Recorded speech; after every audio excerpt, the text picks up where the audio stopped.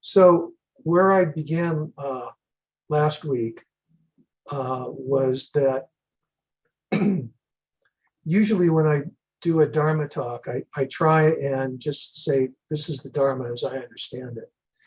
But in this particular case, what I wanted to do was talk more from my own experience of practicing highest yoga tantra for almost 35 years. And I seem to have a frog in my throat, so we'll see how this all goes. Maybe that's good because frog is my totem animal. So it might be a good thing that there's a frog in my throat as long as I can continue talking. So I want to talk from my own experience, such as it is. And what I wanted to bring together was some of the thoughts of a couple of psychologists, philosophers that have been meaningful to me over the last 30 or so years. And in doing so, I realized that I was following it in a track that was useful. This week, the monks at Drepung Loseling Monastery were doing a white Tara mandala. And there was sort of a section between when they were working on the mandala and the prayers at the beginning where they were talking about various things going on at Drepung, including the teaching of science to the monks in a certain curriculum that they put together. And this is very much in line with Dalai Lama's initiative to bring together science and Buddhist thought and practice. And I realized that I've been sort of connected to that stream of thinking for a very long time. In the early 1980s, I interviewed His Holiness for a psychology journal, did that a couple of times. And it seemed like a dead end that where things went, as far as this convergence of Eastern and Western thinking, was more toward harder science and less toward more philosophical views. And I'm much more hooked into the philosophical and sort of soft psychological views of things. And so that's just what I've been doing, and that's sort of the perspective that I have today. So that's where I want to pick up. And I realized in reviewing the talk that I had done last week, that one thing that I had forgotten to say, which was pretty important, and I couldn't believe that I'd forgotten to say it, when I was talking about Madhyamaka philosophy, which underlies all the practice of Tantra, very important to understand the basics of Madhyamaka. I said, okay, there are basically three reasons for things being empty, I think. And I'm not sure I used the word empty. Okay, emptiness, which is a really important Buddhist concept, is dependent upon a certain kind of analysis and an understanding that all phenomena are dependent arisings, that all phenomena are composed of parts and particles. And from the point of view of Tantra in this talk, all phenomena exist through the designation of the mind, because the mind wants to see whole things and apply certain characteristics to experience. We experience those things as that. So I experience a piece of paper as a piece of paper rather than a white blob, because my mind thinks paper and it designates that idea onto the paper. So this is very important in Tantra, because where I wrapped things up last week was I was talking about divine pride and clear appearance as two fundamental techniques in the practice of Tantra. I'll get to those again as I talk today. But the thing about divine pride is what you're doing is understanding that you are the deity that you're working with in your tantric practice, in the sadhana. And I'll explain what a sadhana is in a bit, okay? So the thing about divine pride is what you're doing is you're designating I onto something other than the usual ordinary body mind that you're usually designating I onto, right? And that's something that in the beginning is very challenging. But when you get used to it, it's actually kind of refreshing to no longer be your ordinary self and to be a non-ordinary self. Like it's really very nice to be Tara. Tara is very wonderful, you know. Or it's nice to be Manjushri and feel like you know what's going on instead of being your usual utterly confused self. Even if in fact you're still utterly confused, it's nice to think that maybe you're not 100% utterly confused, maybe only 98% utterly confused. And if you keep working at it, maybe 97, 96, 95% utterly confused. You can make progress. Okay, so that's sort of where we left off. The other thing that I didn't mention last week is the idea of the two truths. You're probably familiar with it. But again, I want to bring that into the context of Tantra and the practice of tantric meditation. Ordinarily, the way the two truths are thought about is there's the way things appear, that's ordinary reality, and then the way things really are, which is that in fact, they're empty of independence, empty of wholeness, empty of being what they appear to be from their own side, which is to say they're actually designated, okay? So the way things appear and the way they are the two truths, and they both exist at the same time. It's just, how does your mind relate to what's going on? It's not like one is true and the other is not true, or they're both true and you're in one state or you're in the other state, which may be the case when you begin to practice meditation. But the reality is they're both existing at the same time, in the same moment, on the same object. This will become very relevant as we talk about Tantra, because once you start designating yourself onto another image, you create a non-ordinary reality around it, sometimes referred to as a mandala palace, or the environment around it. And you don't have to just do that when you're meditating. You can be walking down the street, and this is actually what one of the goals is. You can be walking down the street and you can be in Tara's environment at the same time as you're in the ordinary environment. The one gets layered on the other, like a double exposure from an old film camera. And this is a very powerful and very interesting practice, okay? So that's why the two truths are important. And I will come back to this again. This is all just sort of recapping, okay? So now that we've recapped more or less, Anil, would you show the chart of the 9 mixings? That's the last bit of recap that I want to do.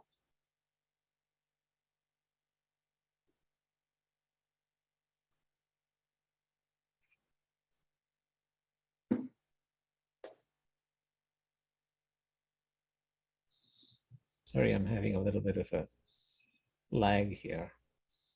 Okay, well, if we're not finding it, we can just go ahead and skip over it.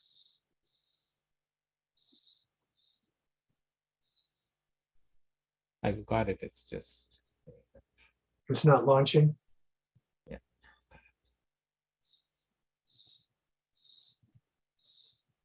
All right, well, okay, here we go. There we go.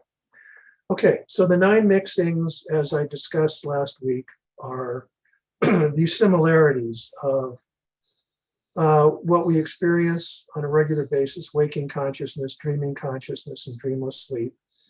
And those, whoops, that was interesting. Sorry. And those are analogous in certain ways to the 3 bodies of a Buddha. No, you're losing it. There we go. Stay there, right there. 3 bodies of a Buddha and the process of death, rebirth, death in between state and rebirth. And I am going to start talking more detail about the relationship of waking consciousness and dreaming consciousness. Now, would you show the photograph of Whitmont and Bateson?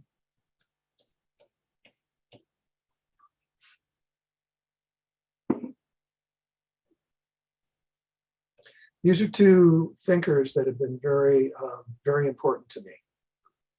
And as I was talking last week, Whitmont is a Jungian psychologist, and he talks about the evolution of consciousness through a number of stages, starting with magical consciousness, moving in. This isn't working, is it, Adil? It should in a moment. moving into mythic consciousness, and then finally waking rational consciousness, rather. And I was saying that rational consciousness is like waking consciousness, and dreaming consciousness. I'm getting very confused here. Neil, what's going on? I somehow paused my screen sharing and I'm not sure. Okay. Well, forget about that. Why don't you please jump into the Bateson syllogisms? That's really the important thing to go to now. Okay. Okay. And I'm going to hold off until these things appear. All right.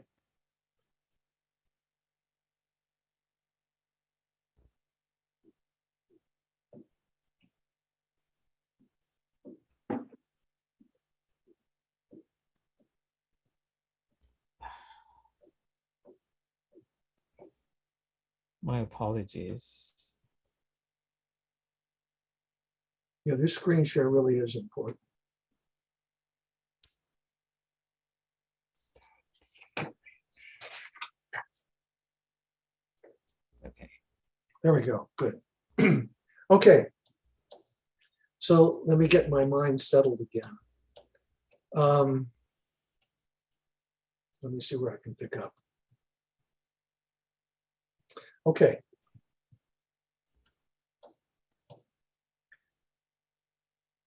Whitman's idea is that, This is Bateson. This is Bateson. yeah, I know, Okay. this is Bateson, that's okay.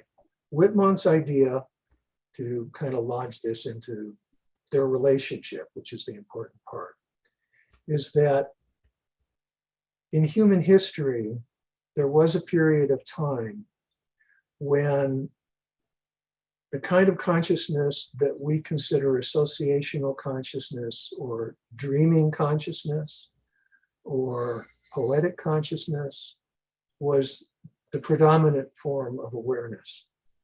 Maybe mythic consciousness is a good term.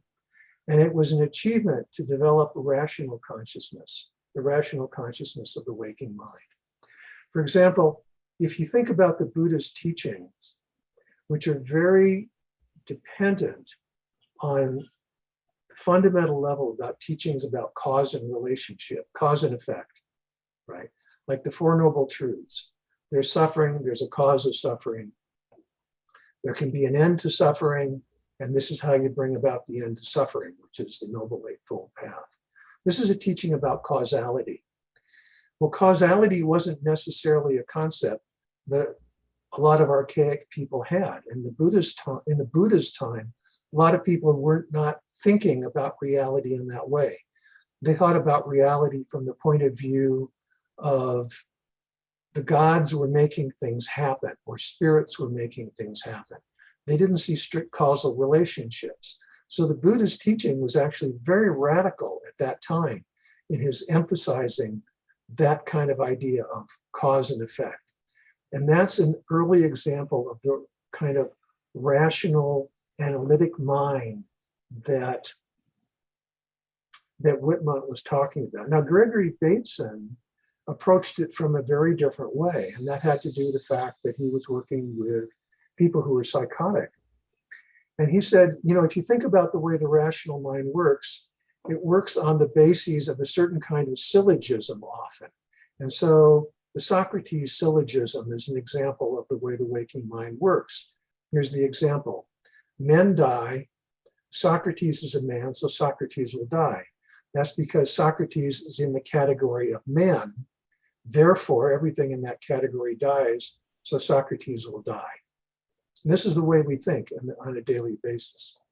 But the metaphoric mind, the dreaming mind, functions differently. And the reason I'm emphasizing this is because when we get into tantric practice, when we get into the visualization practice of deity yoga, we're actually working with the metaphoric mind. We're working with the dreaming mind. This is my view anyway, okay? And the way the dreaming mind works is the grass metaphor, as Bateson calls it. Here, grass dies, men die, men are grass. So rationally, we know there's a problem with that. What's happening is that both propositions about grass and men have the same predicate, which is die. The associational mind, therefore, comes to the conclusion that men are grass. Not that men are similar to grass, but men are grass. Well, we know that that's irrational. But if we think about it, that is actually how the dreaming mind works. And if you think about tantric practice, you're entering a symbolic universe, a symbolic world of your own creation. And in that symbolic world, everything has a meaning because something is similar to something.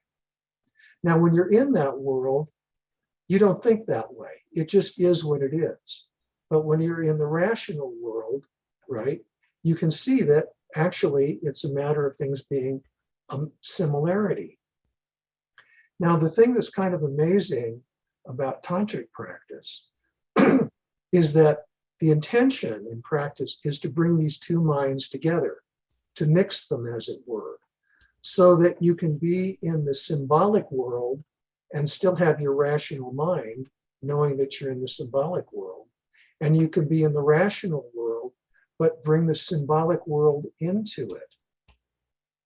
Okay. Now, this is a very interesting concept. So can you scroll up a little bit, Anil, so you can see this business about the Catholic sacrament and the Protestant sacrament? Thank you. That's good. One of the ideas that Bateson had, which I found so extraordinarily interesting, is that during the Protestant Reformation, there was a radical shift in Western culture. And now, because Western scientific culture has pretty much pervaded the world, this has become a shift in the modern world. Here's what he said happened.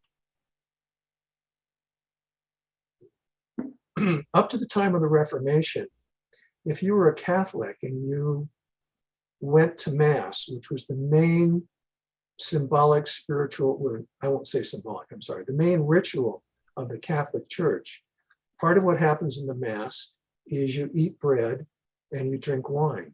But before that happens, the bread and the wine are blessed by the priest. And they are in the ritual, the bread is turned into the body of Christ and the wine is turned into the blood of Christ. They're not symbols. They are literally the blood and the body. And because they're literally the blood and the body, that's how they have salvific value. That's how they cleanse you of sin in this tradition. Now, in the Protestant Revolution, the idea came that no, that's not what's literally happening. Bread and wine are symbolic of the blood and the body of Christ. And that changed everything, because if the bread and the blood are symbolic, they no longer have that extraordinary ability to change you in a magical way. And in Bateson's view, this was a radical disjunction. And in fact, all of the bloody battles at the time of the Reformation had to do with this conflict. Because from the Catholic point of view, if this wasn't literally the blood and the body, it no longer had the ability to save you. Okay. What I'm going to assert is that in the practice of Tantra, we're uniting these two ways of thinking about things. Because see, in the Buddhist world, at the same time as the Reformation was going on, you can take this screen share off now, Anil. In the Buddhist world, at the same time as the Reformation was going on, there wasn't this split. Okay, great yogi philosophers like Tsongkhapa developed the rational mind and function in the rational realm, and they at the same time completely could function in the symbolic realm of Tantra. And not only was there no conflict, they could bring them together so that Tsongkhapa could bring his rational mind into the practice of Tantra, into the practice of visualization. He could designate himself onto white Tara. And on the one hand, he could totally be white Tara. And on the other hand, he could know that he was Tsongkhapa being white Tara. That was lost in the Western tradition, but it was maintained in the yogic tradition that came out of Tibet. So now we have access to that, right? That's a gift that this unbroken tradition has brought to us that allows us to work in both realms. You know, if as modern people, we only lived in the symbolic associational realm, people would think we were crazy. They would say we were psychotic because we're not thinking or acting rationally, right? But the problem with not being able to live in the symbolic realm, in the dream world, right, is we've eviscerated our lives of a lot of vital energy. We've eviscerated ourselves of a lot of ourself because we cut it off and we repressed it. So Tantra is a way of bringing it back. Again, my view. And I think that that's one of the extraordinary things about tantric practice. Okay.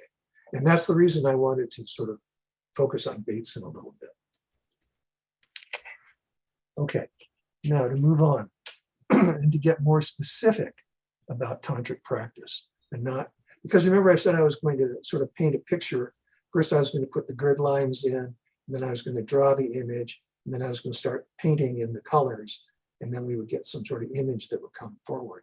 So I've mostly got that background stuff in there.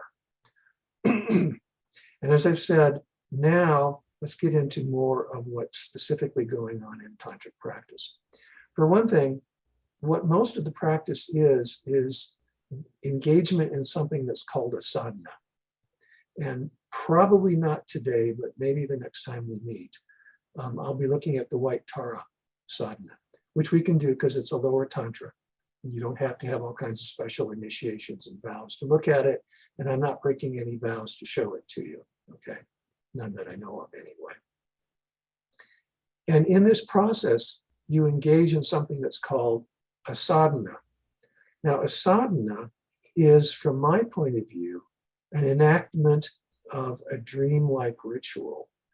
It has a beginning in which you set your motivation.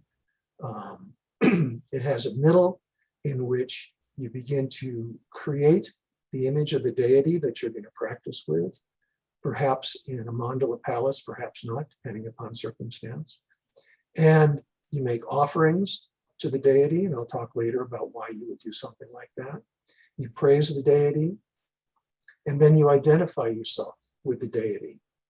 And the deity is created in a specific way. You don't just, okay, pop, there's white Tara in the sky, but something else is going on. So, and I'll come back to that in just a minute.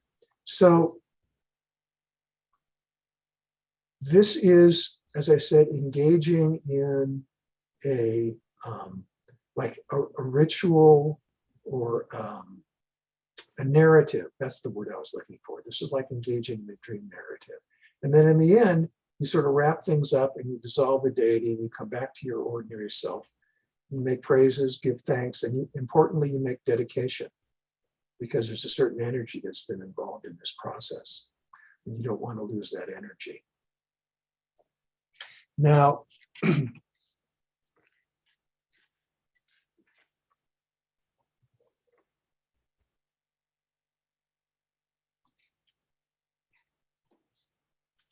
would you do something else for me now, Neil? Would you show the image of the two lamas? Of the, which image? Which image did you want it? The two lamas, Tara Tulku and Locha Rinpoche.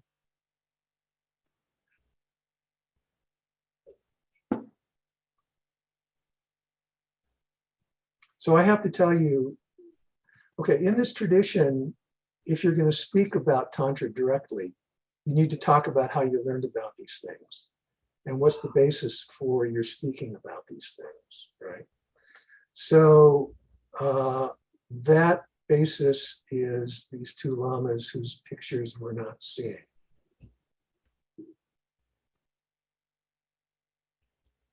Sorry. I seem to have having trouble with my computer here.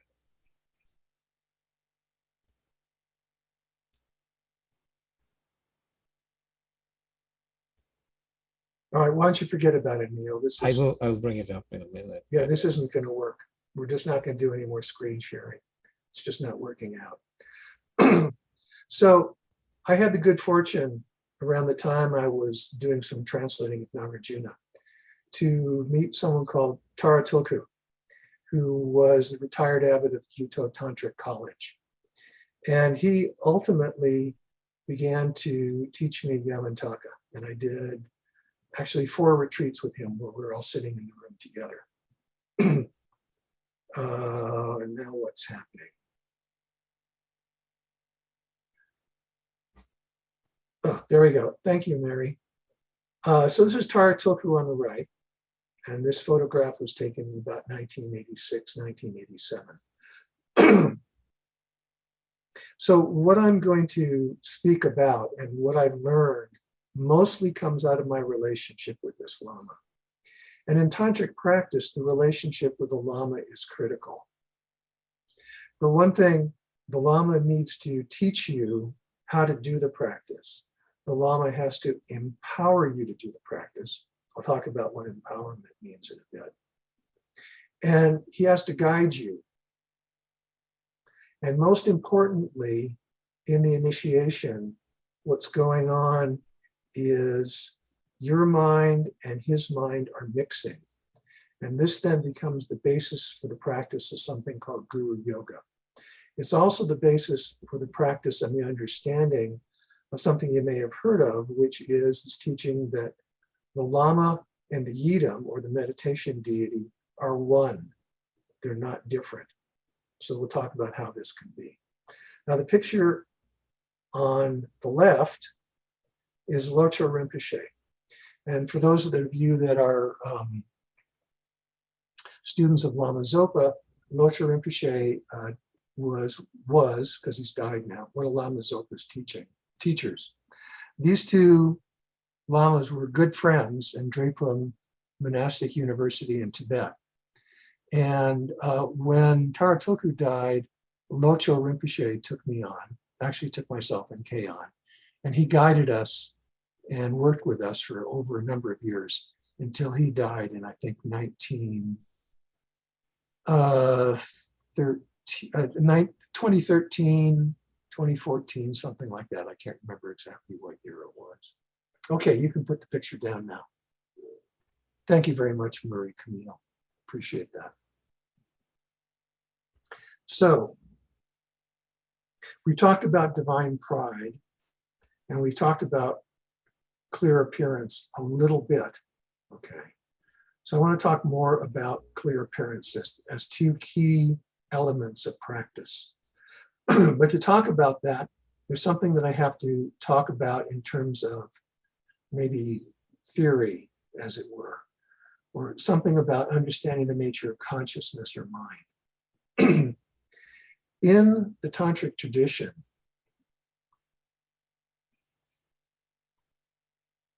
it's said that consciousness exists in relationship with a vital energy, which is usually called wind, or in Tibetan is called lung.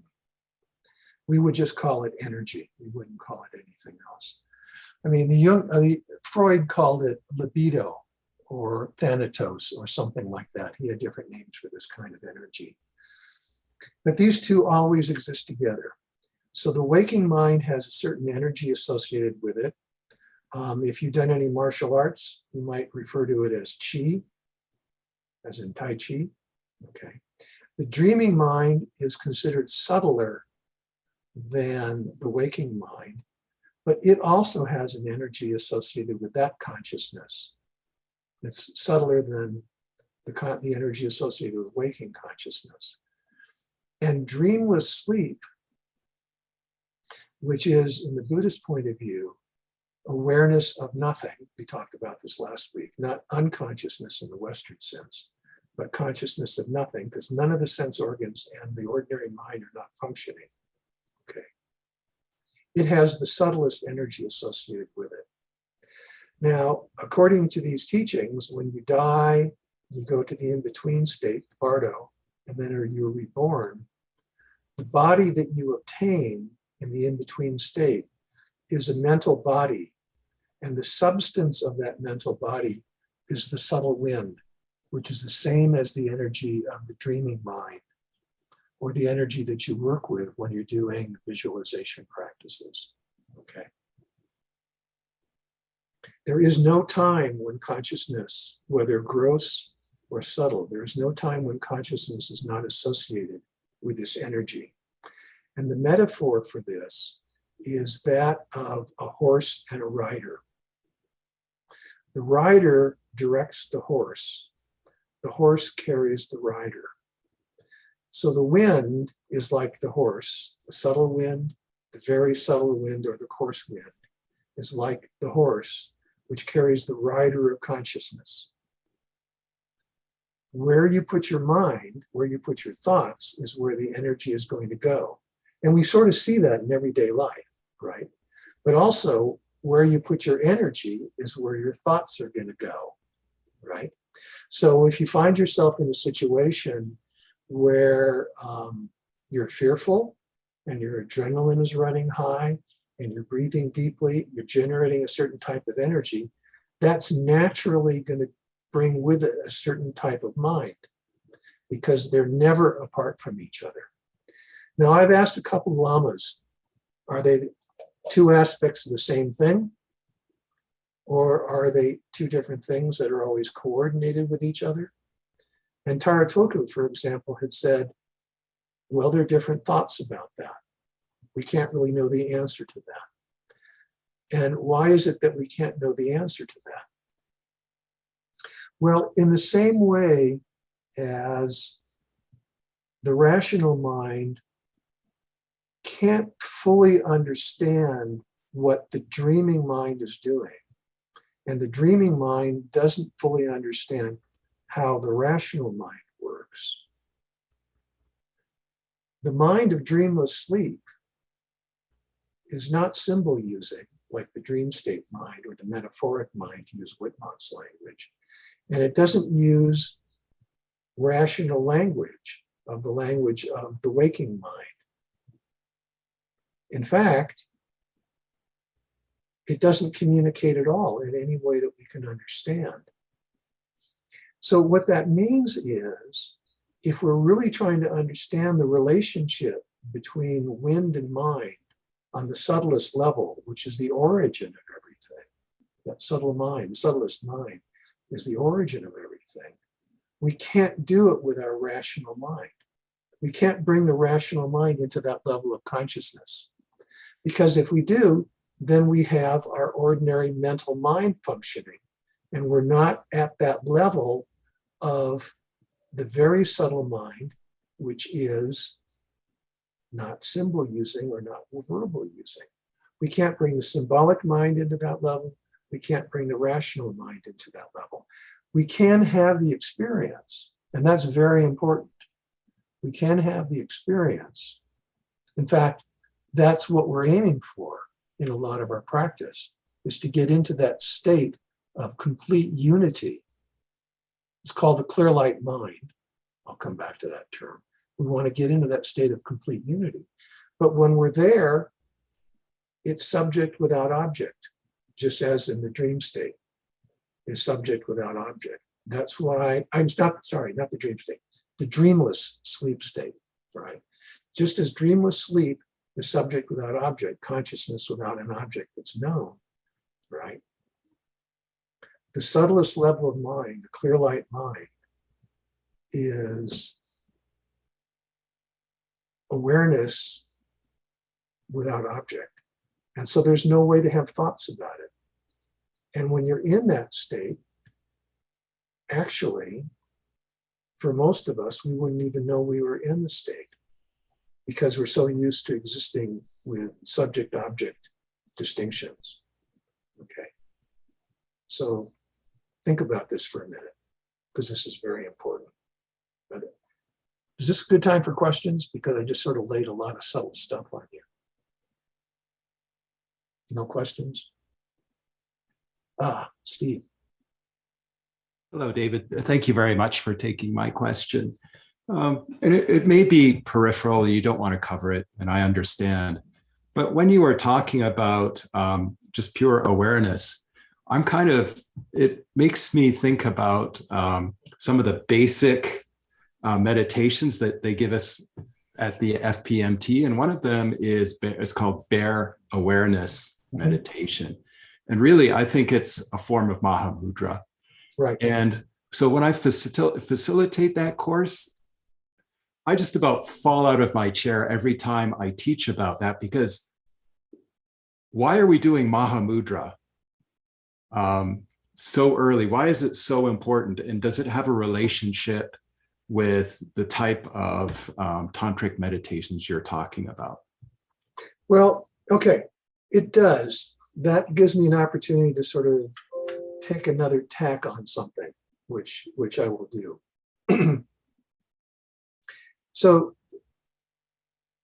in tantric practice, as understood by the Gelupas, there is a developmental sequence. And we can get onto it now because I have talked about energy. In the developmental sequence, you start by doing the visualization practices. Okay. And I'll talk more detail about how to do those practices shortly. So you're doing the visualization practices. When you get very, very good at the visualization practices, then the next thing you do, and that's called generation stage practice, because you're generating images of the deity. The next thing you do is you move on to what's called completion stage practice. And in completion stage practice, because you have so much control over your mind with these images, you also have control over your inner energies. Because as I said, consciousness, I'm going back and forth between the terms mind and consciousness, but where consciousness goes, that's where the energy goes. And if you can control your consciousness, if you can shape your consciousness into a certain image, you're shaping the energy in a certain kind of way. And in completion stage practice, what you want to do is you want to get control of those energies, and you want to cause them to, and this is the term that's used in the tradition, dissolve into the central channel, right? So the body is full of these channels that the energy flows in, like a network or a net, right? And what you want to try and do is pull all of these energies into the central channel, which runs parallel to your spinal column, which you can do through the power of visualization, okay? When you do that, right, then what happens is the mind becomes super concentrated, or the consciousness becomes super concentrated. It's not distracted by anything. It's fully engaged in a very subtle way with this energy which is in the central channel. When the energy is in the central channel, the ordinary mind is not functioning. And if the energy can be brought into the heart, then even the symbolic mind is not functioning. And the great yogis like Tsongkhapa could do this. They've written extensively about these techniques.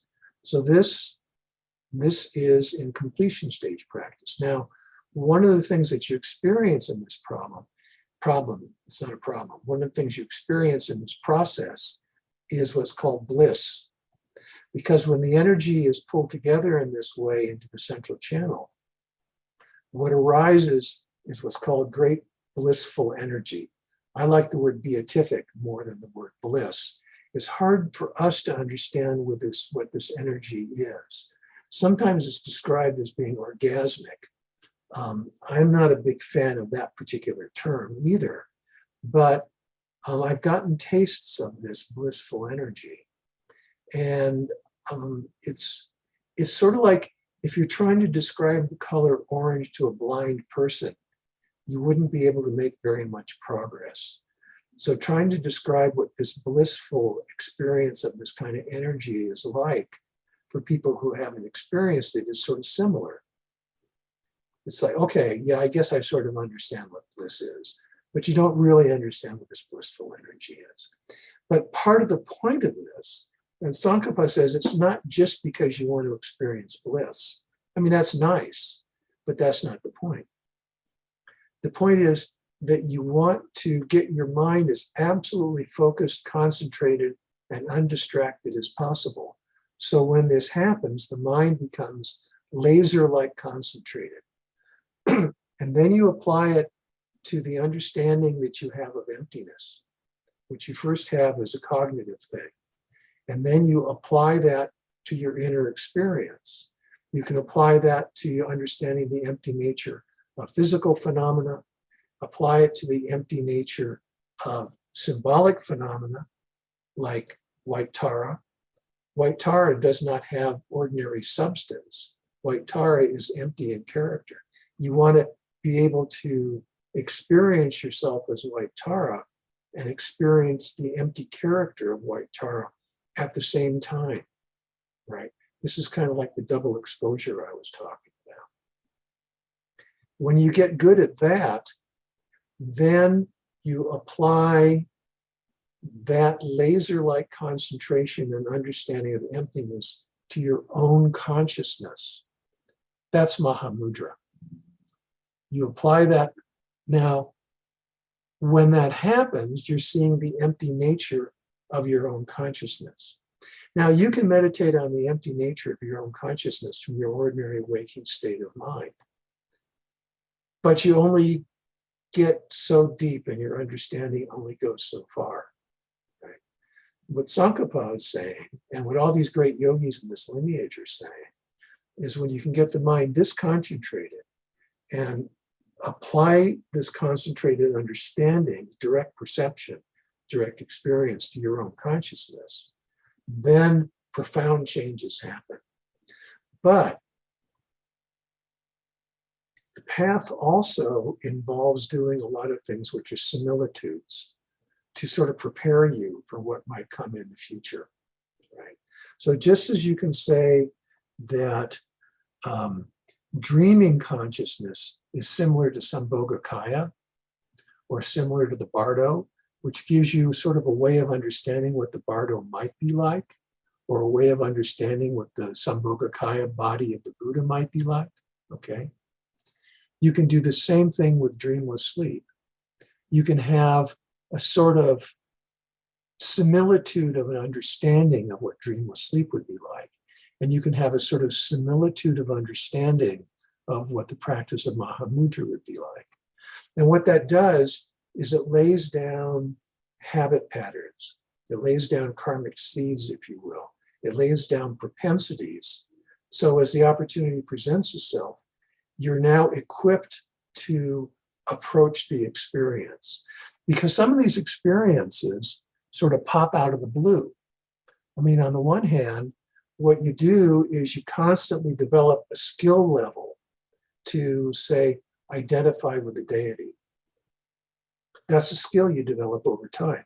It's not something you can just naturally do. You can't just say, okay, I'm going to look at a picture of white Tara and, okay, now I'm going to,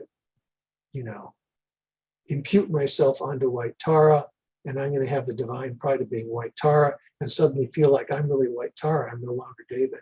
You have to practice that. And in doing so, habit patterns are reinforced. But there is a teaching about you want to do it. And this is why it would be good to do it. So it's the same with Mahamudra. And I'm going to guess that that's the reason for these particular practices. That was a long answer to a short question, but it was a good segue into something that I wanted to talk about. Okay, so that's my guess as to why in FPMT they're having you do those practices. We're good? That's a yes. Okay, any other questions at this point or observations? Okay. So clear appearance, that's what makes the experience powerful. That's what makes the energy strong. That's what makes the energy be blissful or beatific. And that's what makes the energy focused, right? So if you're meditating and your mind is distracted, one of the things that experiencing some degree of inner bliss does is it's undistracting. Everybody likes to be happy. Everybody likes to experience bliss. My own experience is that I can generate some of that. And when that happens, my mind is less distracted. You know, I'm not thinking about what am I going to have for dinner because I'm feeling great. This is a wonderful experience. Why would I even care about dinner? But in fact, the mind doesn't wander off in that direction. Okay. And clear appearance is part of what brings you to that. Okay. So I've talked briefly about doing the sadhana. I talked briefly about identifying with the deity. The other thing that I want to mention is that when you look at an image of White Tara, for example, it seems like she's just sort of sitting there. And when you begin to practice with the deity image, the first thing that you're wanting to do is you want to start seeing, okay, her hair's piled up on her head, she's sitting on a lotus, her legs are crossed, she's wearing silks, she has jewelry on, and the jewelry is an indication, a reminder that she's luminous, because jewelry is luminous. And the deities are luminous. They're not made out of something solid, they're made out of mind. And they're made out of luminosity. Because the essence of consciousness, as taught in all these Buddhist traditions, is that consciousness is that which knows, that which is luminous in character, right? So light is a big thing. So she's luminous. I think that the word that Charmaine uses when she leads the Tara practice is translucent. Translucent is a term that she uses for green Tara. That's a great term. The deity is translucent. So it's there, the form is there, but it's not solid. And it's very important that the image that you generate and that you designate yourself upon is not solid. It has to be translucent. It has to be luminous. Because if it's solid, it's too easy to fall into the idea that it's an actual physical existential thing. The deity is not a physical existential ordinary thing. It's a non-ordinary phenomenon. And translucence keeps it non-ordinary. Now, the other thing is that although you start out, in my experience, let me go back to this, I'll say this, but I think it applies to everyone. One starts out with a sense of the deity as being solid and moves to it being luminous. But it's very easy to see it as just that shape or that form that we see in the Tantra. But it's very important to bring the deity to life. It's dynamic. And there are ways that there's dynamism in the deity practice. Okay, so for example, in all these practices, I'll go back to White Tara, for example, there is the seed letter Tam in the center of the deity. There are also the seed letters Om, Ah, Hum, which are Om, body, Ah, speech, and Hum, mind, of the Buddha nature of the Tara. And these are also luminous. And the light which emerges from them emerges into the mantra of White Tara, which you imagine circling the Tam at the heart of the Tara. So the mantra moves. It's like a wheel that's spinning. Om Tari Tutari Turi moves. And light emanates from that as it moves. And then that light goes out into the universe to offer blessings and whatnot to all the beings that live in the universe. And in that sense, it's a bodhisattva practice, and it's dynamic. It's dynamic in other ways. You can imagine the deity moving, and you can bring the symbolic understanding of the deity into the process. So I do Yamantaka practice. Yamantaka has multiple legs. You can imagine Yamantaka dancing rather than just standing still. He has multiple arms. You can imagine the arms moving. Do the same thing with Tara practice. You can imagine Tara's hand moving. You can imagine Tara's hand moving and touching someone that needs blessings. So it becomes very dynamic. But at the same time, symbolic, right? Translucent, but symbolic. because Tara has an eye in each of her hands. Okay. So what does it, I mean, what does it mean in a symbolic sense to have an eye in a hand? I mean, I'll ask that as a question if somebody wants to offer their own thoughts. What does it mean to you that Tara has eyes in her hands? Any takers? No takers? Sure, Steve. I'm just guessing here, David, but if you have an eye in your hand, you have some, I'm guessing it's the eye of wisdom, and it's guiding your hand to move in the most helpful way to help other beings. So that's, now that's an associational way of thinking. An eye sees and guides, so the eye guides the hand, right? Right. So the symbols come to life in this way. And this is one of the reasons why it's important to hold all the symbols. You know, Tara holds an Utpala flower in her left hand. And the Utpala flower actually has a bud, it has a fully developed flower, and it has a fruit. So again, symbolically, what does that mean? What is the dynamic that's in that? So maybe no one has to answer this, but it said that symbolically this represents the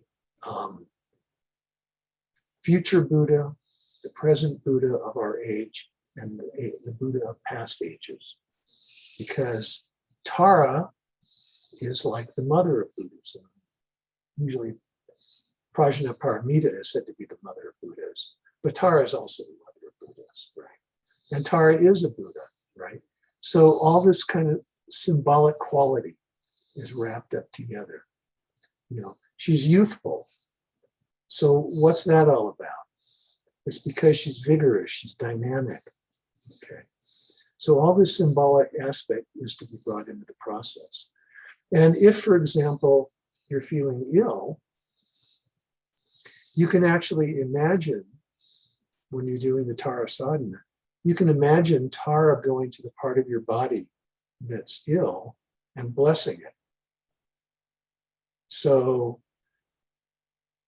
if you've hurt yourself, or if you have liver problems or heart problems or something like that, you can imagine Tara in that location, blessing that part of yourself, bringing healing energy into that part of yourself. Another practice is, because Tara is not just, in a sense, only here. I mean, Tara is filling all of space. I'm going to get lost here if I'm not really very careful. Okay.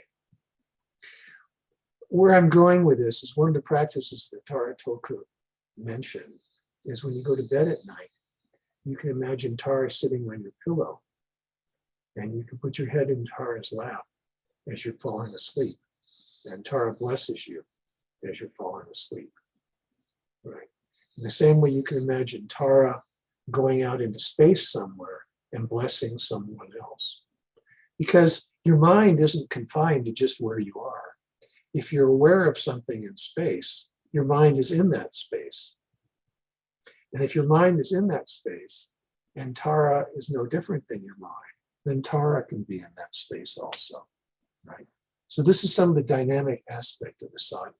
It's not just like a rigid icon. Okay, that's the point that I'm trying to make. Right? And this changes the quality of practice very deeply. Okay. In creating the image of Tara in the practice, there's a process which is pretty much consistent throughout all the different sadhanas. And that process is that you start with a sound, or what's sometimes called a seed syllable, in Tara's case, tam, and the deity emerges from that. So let me be very specific in regards to Tara. okay, that in the space of your consciousness, of your own mind, not in a physical place, and not specifically in a spot in your body, but in the space of your awareness, you imagine the sound pam and the seed syllable of pa, which refers to Padma, the Sanskrit for lotus. From a white palm, a lotus emerges, which is what Tara is going to sit on, a white lotus. It emerges from emptiness into the seed syllable, or from emptiness arises the seed syllable, palm. And from the seed syllable emerges the white lotus. Okay.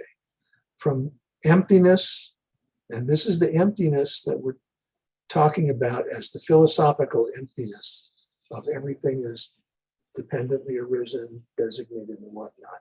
Not an empty space, although one tends to want to imagine an empty space.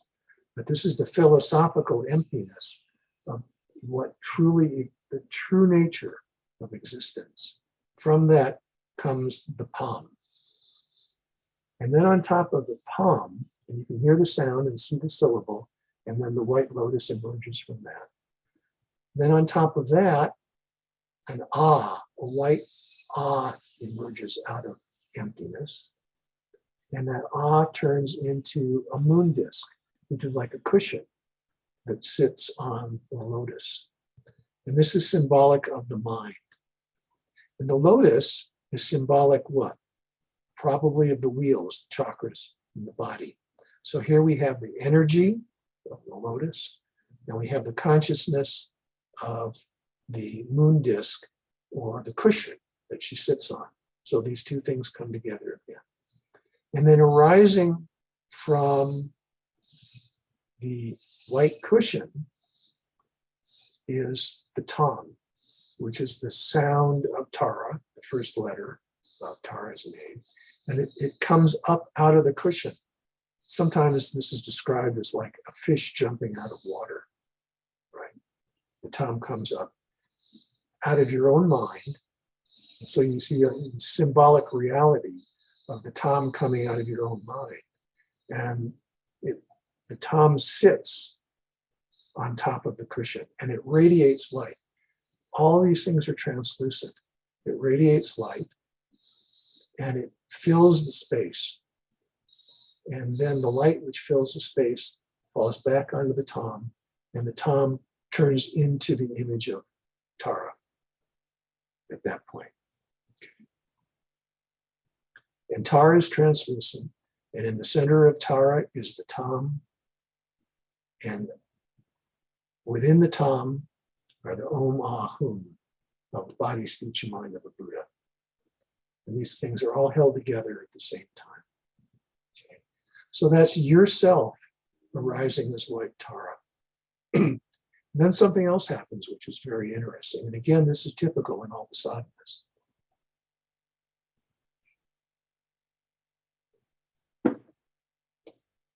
Lights emerge from the Hum at the heart of Tara, radiate out into space, and draw from space Tara, which merges with the Tara that you've imagined. Okay. Now this is a very interesting process because Tara exists in the space consciousness of you and everybody else, or maybe in the collective mental space of all beings. She's there now. She's always there. But what you've done is you created an image of Tara for yourself, which is like a holder, right? It's like a marker. Even though it's Tara, it's something that you've created.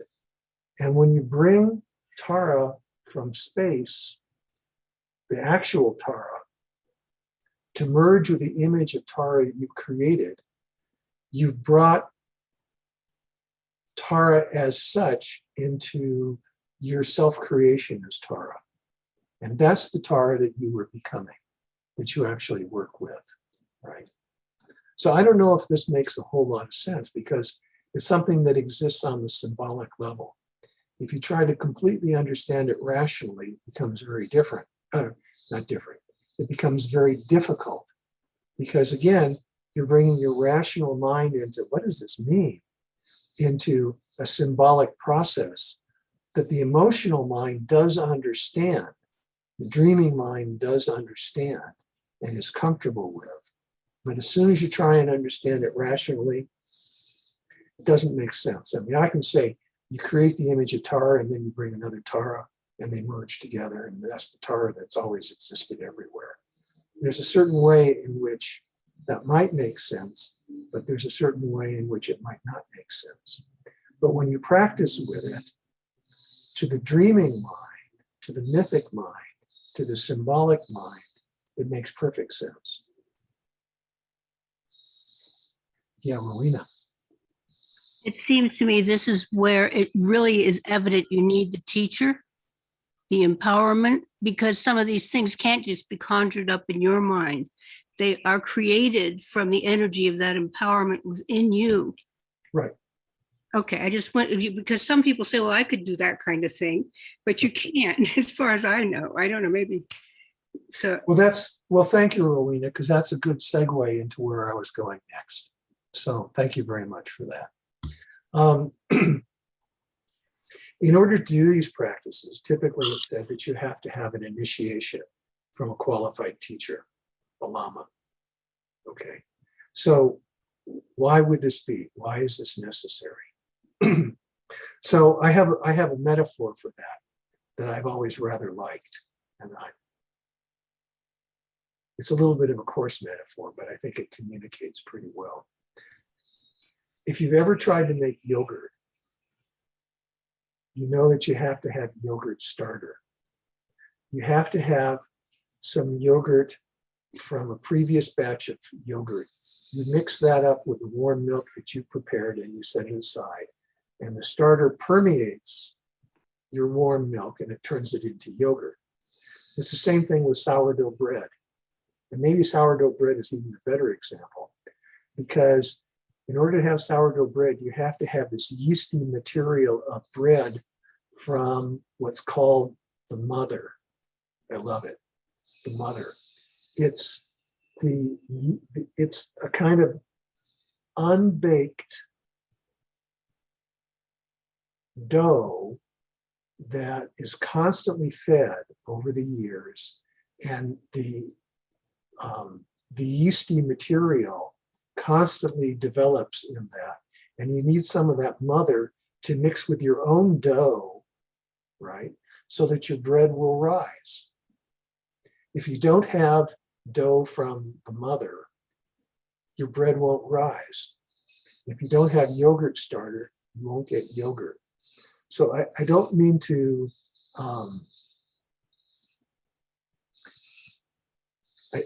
maybe this is a little weird to apply this to the lama, but the lama is the yogurt starter. The lama is the mother, because what happens in the initiation is you open your mind to the lama, and the lama will mix his or her mind with yours. This is literally a term that I heard from Zachoji Rinpoche when he's explaining initiation. He said the lama's mind and the student's mind mix. So it's very important for the student to be open as possible to a connection of the two minds. Now, we'll get into how the two minds can connect in just a moment. But that's the process of initiation. So as Rowena has pointed out, now you've got the yogurt starter in yourself, right? So you have that bit of energy which allows you to create the image of Tara create the image of Tara with some vitality of real Tara-ness to her, okay? But then what you do is you mix that self-created image with the real Tara, as it were. It's almost like, well, there's no metaphor for what it's like that I can think of. I was going to say it's almost like bringing the mother of the sourdough starter into the process, but that doesn't really fit. doesn't really fit. But in the practice, when you bring Tara into the self-created image of Tara, that Tara that you're bringing into the self-created image is understood to be no different than the Lama. Okay, the Lama who gave you the initiation into the practice of Tara, for example, is no different than Tara. The Lama generated himself or herself as Tara to do the initiation. And because they're an accomplished master, when they generate themselves as Tara, they're really Tara. They're not like make-believe Tara, like maybe for us. They're really Tara. When a great master like Locho Rinpoche does an initiation and generates himself into Tara, that's Tara who's there. It used to be said of the former Ling Rinpoche, who was a senior teacher, a senior tutor of the Dalai Lama, that when he did an initiation, even the flies in the room got the initiation because he mixed his mind with everything that was there. So those flies, no doubt, got reincarnated as something more than a fly. If they managed to get an initiation from him, that's pretty amazing. There are stories, actually, I think they're in the Jataka tales. There's one tale about an ant that happened to circumstantially circumambulate a stupa. And as a result of that, the ant was born in a higher birth later on. Okay. So the flies in the room when Ling Rinpoche was doing an initiation were certainly reborn as, I don't know what flies get reborn as. Anyway, an improved condition. I'm getting sidetracked here. So it really is Tara that's merging with you. And it really is the Lama that's merging with you. And in my experience, one of the reasons that this is so important is that if I'm just sitting there and I'm thinking, okay, I'm Tara, I'm Tara, I'm Tara, I'm Tara, okay, that has a certain reality to it. But I also practice Guru Yoga. And in the practice of Guru Yoga, you're establishing a mind-to-mind relationship with your own Lama. And the way I do that is I remember my teachers. Sometimes it's as simple as remembering at a certain time in a certain place we were together. And I remember the personality of Locho Rinpoche.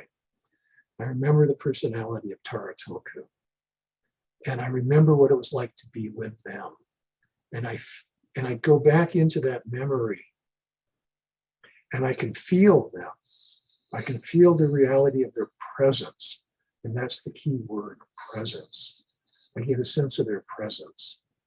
And if I can then, in this process of bringing Tara to merge with myself, remember that this Tara has the presence of my Lama, then there's real presence, real divine presence, real evolved presence that comes into myself.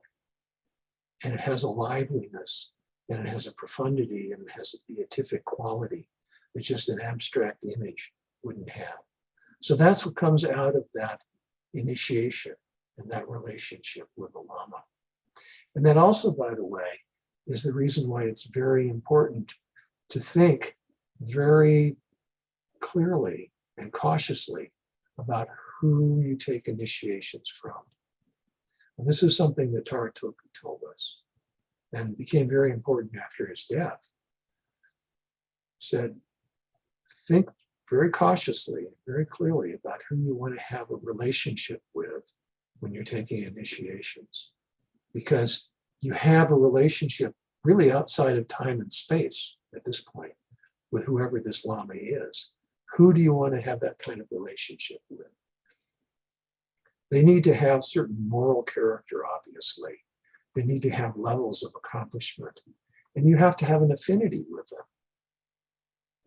I mean, you don't really just want to pick up Buddha Weekly and it's kind of like, whoa, okay, so-and-so is doing an initiation in such and such a place.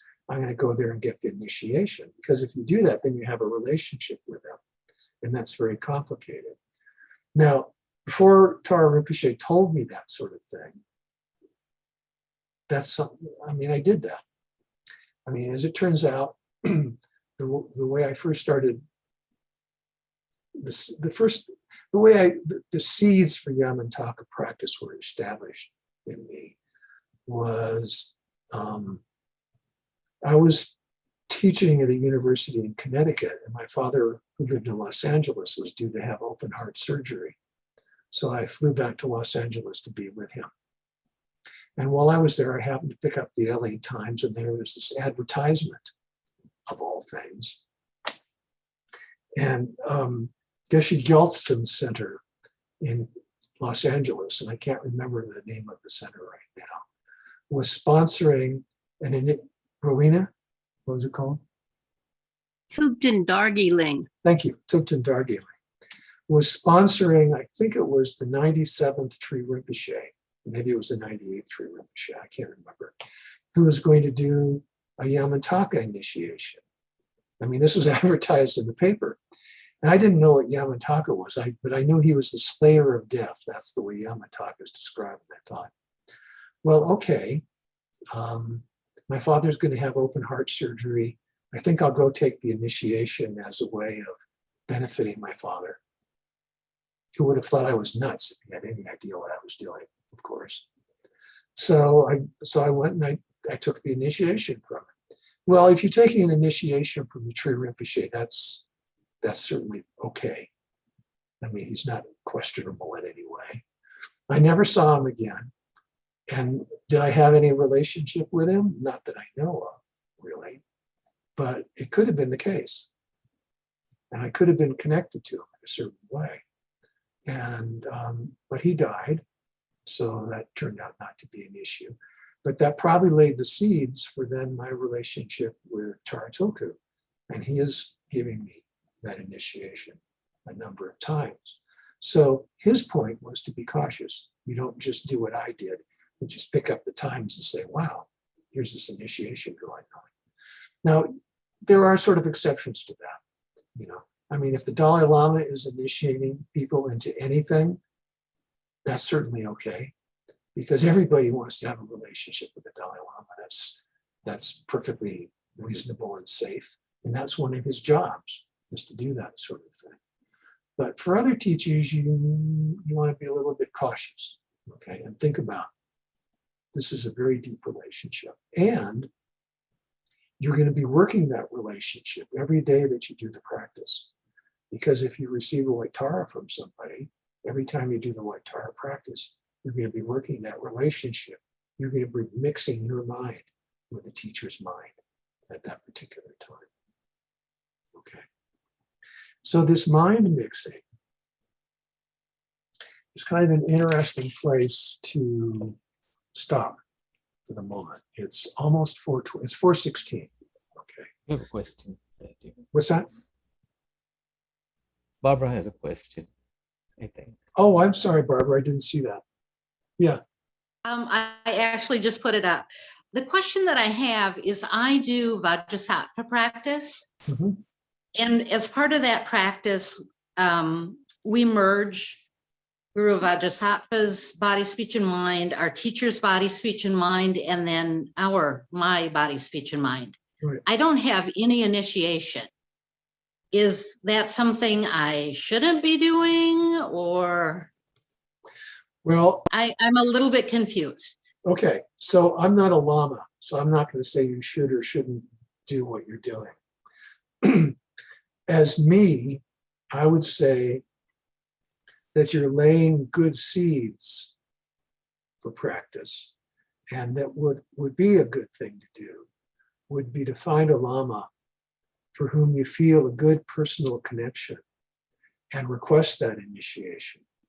Or find a lama that you feel you have a good personal connection with who is offering that initiation. And that'll invigorate your practice. It'll bring your practice to a whole new level of power, dimensionality, and fruitfulness, which otherwise you wouldn't have. You know, there was a big controversy in the Tibetan community at one time about how much of this tantric practice could be given to Westerners. And a lot of the lamas, like Ling Rinpoche, for example, said Westerners really are not suitable for these practices, that they don't have the capacity. And in a sense, you could understand why he was right, in that we haven't developed the ability to concentrate our minds. We don't learn mental concentration in school, just like they don't teach us how to memorize things. They don't teach us how to have a focused mind. And he was of the view that this was not a good thing to do. And so many lamas, like Taratoku, would not do tantric teachings until after Ling Rinpoche died. And then they did, because they were honoring his, So I guess my personal view, to reiterate this, is if this is a practice that you're attracted to and that you feel is very valuable, then it would be very good to find a lama that you feel a good connection with and request that initiation. Or, if that's not possible, to find out who is offering that initiation. And if you feel good about that relationship, then to go and seek it out, because it'll bring things to life. And, and this can happen in all kinds of interesting ways. Early on in the COVID pandemic, His Holiness the Dalai Lama started teaching via Zoom, which was kind of interesting. And I remember hearing that he was going to do an Avalokiteshvara initiation via Zoom. And I thought, well, that's really weird. I don't know how I feel about it. I mean, really, if he's doing it via Zoom, I'm sure he must think it's okay. I mean, he's wise beyond any way I could even understand. But in my rational, mundane mind, I thought this is a little bit weird.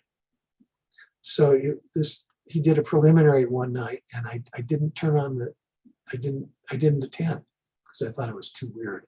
And then I woke up the next morning and I thought, gee, David, that was pretty stupid of you. Why didn't you do? All right.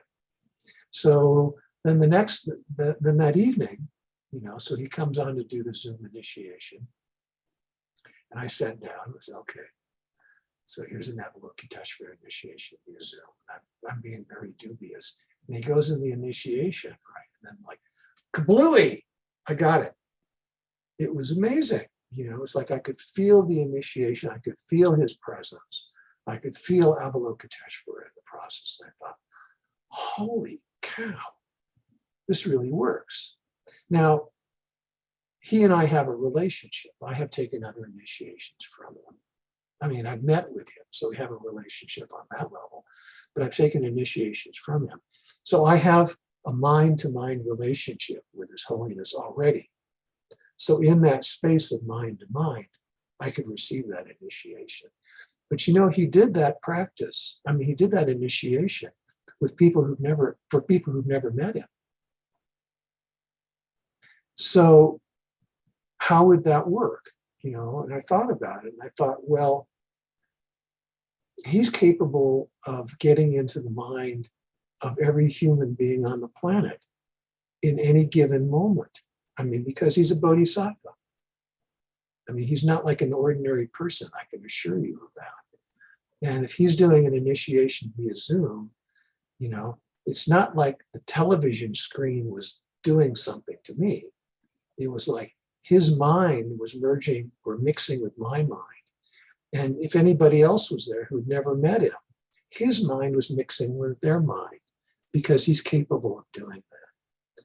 So that's sort of an unusual situation, though, because every Lama can't do that. I mean, he's very special. Maybe the Tree Rinpoche could do that. I'm sure there's some very great saintly Lamas who are around who can do that sort of thing. I don't know that I've met them. I'm quite sure Rocho Rinpoche could have done something like that. I imagine Taratilku could have done something like that, but I don't know. And if they could, they wouldn't have told me, because they would have been too modest to do anything like say that. But His Holiness could do that, right? So I guess one of the other things I'm saying, I don't want to belabor this, is if you find out that His Holiness is doing a Vajrasattva initiation, that's as good as gold. better than guru. And David, I have one other question. Sure. And when you say this should be done by a lama, Yes.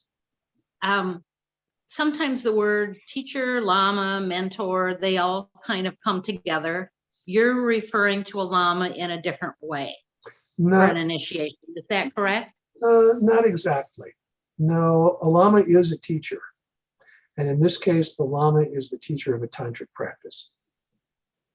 Rather than a teacher of the alphabet or a teacher of Madhyamaka, this is a teacher of a tantric practice.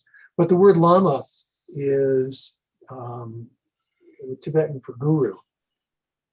And a guru can be a guru of anything. You can have a bread baking guru. I did have a bread baking guru, okay? And he initiated me into all kinds of really interesting things. No, really, it's true. I mean, he was the master baker at San Francisco Zen Center, and he gave me the gablui and taught me how to bake. He really did, you know. So, and in the Tibetan tradition, they'll say that the monk who teaches you the alphabet when you're a child is a lama. Okay. So in that sense, these terms are interchangeable. It's the context that's a little different. The context of Tantra or the context of something much more mundane. Does that cover the territory for you, Barbara? Yes, thank you. Thank you so much. Well, and I hope I've given you the straight no. I mean, and anyhow, that's my view of things. I'm not a lama, so my view is certainly very limited. Okay. So unless there are more questions, this is where I want to stop. And There are a couple yes, more. Doris. Sure. Great talk. Thank I you. got to listen to this one a few times. Good. So when we're talking about guru devotion and we don't have a tantric teacher, I'm not really sure how to put that together. So is the guru devotion strictly about a tantric teacher? So if I don't have a tantric teacher, am I just planting the seeds of guru devotion, or am I actually practicing guru devotion? I think that you can have guru devotion toward any kind of teacher. So Geshe Sonam Rinchen was my main teacher of Madhyamaka. So I could have guru devotion in relationship to him. But having that would not be the same as practicing what's called guru yoga. That wouldn't be the same thing. To practice guru yoga, you're practicing mixing minds. And in order to do that, you've got to have the previous experience of your mind mixing with the guru or the lama's mind. So Geshe Sonam Rinchen and I never had that particular experience. I did ask him to teach me to practice Manju Shri. He said he wouldn't do it. That's a long story about why that was. It had to do with Tibetan culture and things that I didn't understand. Well, okay. It's because his teacher was in residence at the time. And he didn't say to me, I can't give you an initiation when my teacher is in the room next door, unless my teacher says I can do it. And he didn't say that to me, and I didn't understand that until many years later. You know, I thought, what's wrong with me that he won't give me that initiation? I assumed it was my problem, of course. It's a Tibetan cultural thing, right? So yeah, you got to be in that situation where the minds are mixing. You got to get the yogurt starter. Gotcha. Yeah, in order to have that. That answered a question that has been up there for a very long time. Thank you. You're very welcome. I'm glad. Good. Okay, so to wrap up, next week we'll come back to talking about dreamless sleep, the clear light mind, what happens at the moment of death, more about mixing of minds, guru yoga, Lama and Yidam are one, and a bit about Mahamudra, probably, especially since Steve raised that question. And that pretty much will be it. I could talk a little bit more about some of my ideas about what the different Yidams are, the different bodhisattvas, how they relate to each other, and what all of that means. I might venture into that territory or I might not. But what I really like to do is also give some time to answering any questions anybody has that shows up. And that's where we'll wrap things up. So we may not go the full hour and a half next time. We'll just sort of see what happens. It'll be, after I do the basics, it'll be pretty free form. So thank you for coming.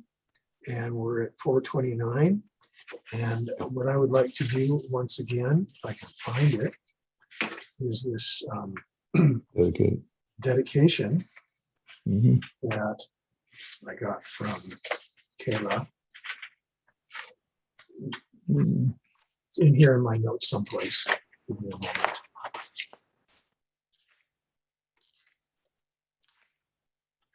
Which is very beautiful and very timely, but I may have. Where is it? I know it's here. Take your time. What's that? Take your time. Okay.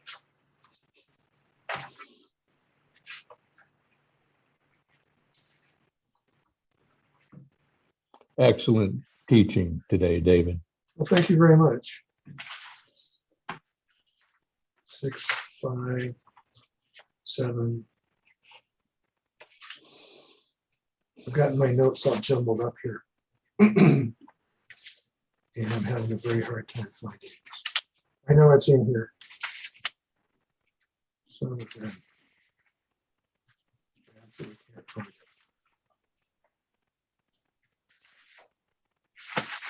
Okay, do you have a copy that you can give me?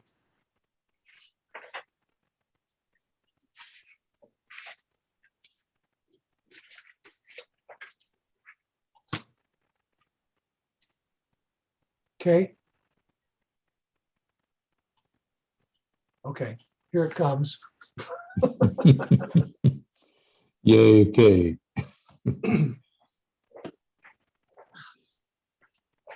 You have to add in the coronavirus stuff. Oh, It's not just here. You have to add in, all right. you know, their prayers, your I'll doctors, nurses. yeah, I'll Everybody. Okay, Great. this is slightly embarrassing, but.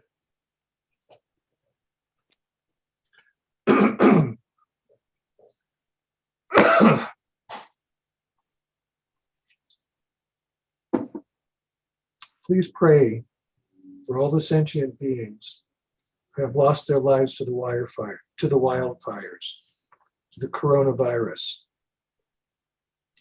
to all sentient beings who have lost home and shelter. May our prayers reach all who are standing on the front lines, the nurses and the doctors, the support staff, the firefighters, the pilots flying into the flames, dropping retardant, to the ground support crews, to the volunteers who rally to offer to help in a myriad of helpful activities. May our prayers help quickly turn the tide of this destruction, of the pandemic, of the wildfires, and all of the other difficult environmental problems that we're facing. All right. Thank you.